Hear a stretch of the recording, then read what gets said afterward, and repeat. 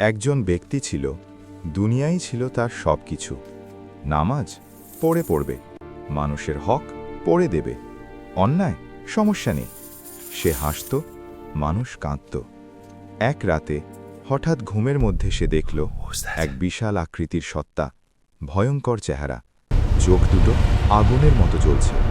সে গর্জে উঠল, তোর সময় শেষ, অনেক মানুষকে কষ্ট দিয়েছিস, এবার প্রস্তুত হ। লোকটা চিৎকার করে উঠল, না না, আরেকটু সময়।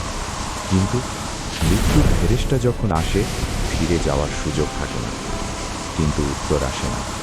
তার মুখ টেনে বের করা হলো, যেন ভেজা পশমের ভিতর থেকে কাঁটাযুক্ত লোহা টেনে বের করা হচ্ছে। সে অনুভব করল অসহ্য যন্ত্রণা। তারপর চারদিক কালো অন্ধকার, ভয়ঙ্কর নিঃসঙ্গতা, পিপাসায় বুক ফেটে যাচ্ছে। সে দেখছে মানুষ কাঁদছে, তার লাশ গোসল করানো হচ্ছে, সাদা কাফনে জড়ানো হচ্ছে। সে চিৎকার করছে, আমি এখানেই আছি, আমি মরিনি। কিন্তু কেউ শুনছে না। জানাজা শেষ, কবর খোঁড়া হচ্ছে, মাটির গর্তে নামিয়ে রাখা হলো তাকে। উপরে মাটি চাপা দেওয়া হলো, সবাই চলে গেল। রসূল সাল্লাল্লাহু আলাইহি ওয়াসাল্লাম বলেছেন, মানুষ যখন তারপর নিঃশব্দ, অন্ধকার, একা। হঠাৎ দুই বিশাল আকৃতির ফেরেশতা, চোখ কঠিন, কণ্ঠ বজ্রের মতো, বল, তোর রবের নাম কি?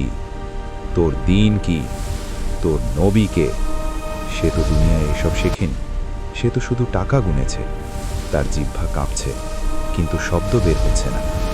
শুরু হলো আযাব, কবর চেপে ধরছে এমনভাবে যে পাঁজরের হাড় একে অপরের সাথে ঢুকে যাচ্ছে।